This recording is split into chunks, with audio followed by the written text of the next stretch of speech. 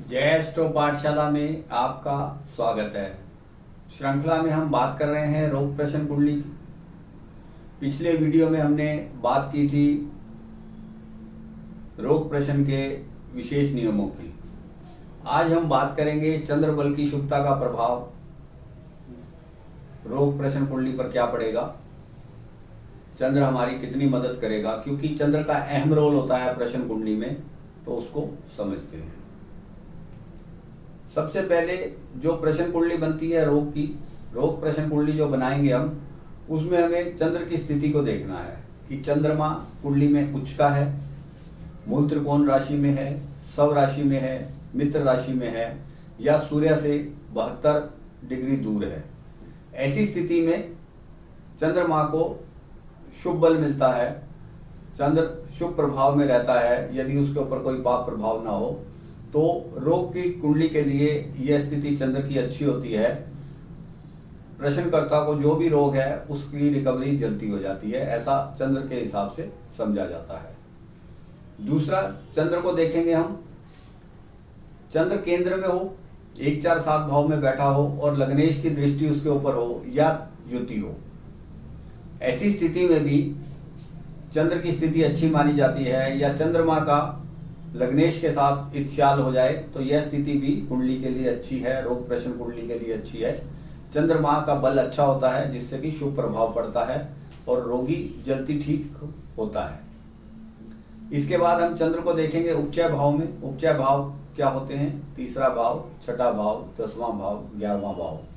यदि चंद्रमा यहाँ पर शुभ दृष्ट हो, इन भावों में बैठकर यदि चंद्रमा शुभ दृष्ट हो, तीसरे भाव में बैठ जाए, उसके ऊपर बुध की, शुक्र की या गुरु की या तीनों की या दोनों की दृष्टि पड़ जाए, शुभ दृष्टि पड़ जाए, तो चंद्रमा शुभ प्रभाव देता है और रोगी की रिकवरी तेजी से होती है। इसके बाद हम और देखेंगे चंद्रमा के बारे में, चंद्रमा की शुभता और कैसे चेक करेंगे। चंद्रमा की शुभता शुभकर्त्री से चेक करेंगे। चंद्रमा जिस भाव में बैठा हो उसके दूसरे और 12वें भाव में पाप ग्रह ना हो तो चंद्रमा शुभकर्त्री कहलाता है। ऐसी स्थिति में भी चंद्रमा के शुभ फल मिलते हैं और रोगी जल्दी ठीक होता है। इसके ऊपर, कुंडली के ऊपर चंद्रमा का शुभ प्रभाव अच्छा माना जाता है। अब हम स्थिति देखते हैं, यदि चंद्रमा नीच का हो जाए, चंद्र की स्थिति देखते हैं। यदि चंद्रमा नीच का हो जाए, शत्रु राशि में चला जाए, शत्रु नवांश में चला जाए, या अमावस का चंद्रमा हो जाए, सूर्य के एकदम साथ बैठ जाए, तो ऐसी स्थिति में चंद्रमा कमजोर हो जाता है, तो जातक की रिकवरी थोड़ी धीरे हो जाती है, समय लग सकता है रोगी को ठीक होने में। चंद्र का केंद्र में लग्नेश के साथ संबंध ना हो, या दृष्टि संबंध ना हो, या युति संबंध ना हो, तब भी रोगी को ठीक होने में समय लगता है। चंद्र यदि उपचय भाव में बैठ जाए, 3 6 10 11 भाव में, और उसके ऊपर शुभ प्रभाव ना हो और पाप प्रभाव हो, तो रोगी को ठीक होने में देर लगती है। चंद्रमा के में अशुभता आ जाती है, जिसकी वजह से रोगी को ठीक होने में समय लगता है। चंद्रमा यदि पाप प्रभाव में आ जाए, पाप कर्तरी हो, दूसरे और 12वें भाव में पापी ग्रह बैठ जाएं, या पापी ग्रह देख लें चंद्रमा को, तो ऐसी स्थिति में भी रिकवरी होने में देर लगती है।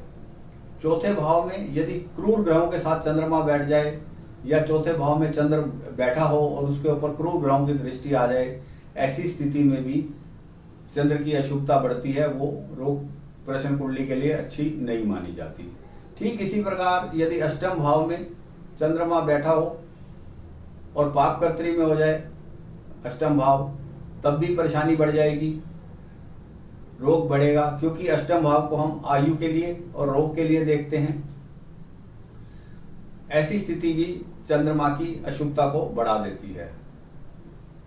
अगली स्थिति को देखते हैं, यदि शुक्ल पक्ष का चंद्र हो और रात्रि का प्रश्न हो, शुक्ल पक्ष का चंद्र हो और रात्रि का प्रश्न हो, छठे 8वें भाव, 12वें, छठे और 8वें भाव में यदि चंद्रमा बैठ भी जाता है, छठे भाव में या 8वें भाव में, तो ऐसी स्थिति में चंद्रमा नुकसान नहीं देता, जातक ठीक होता है, रिकवरी उसकी तेज रहती है।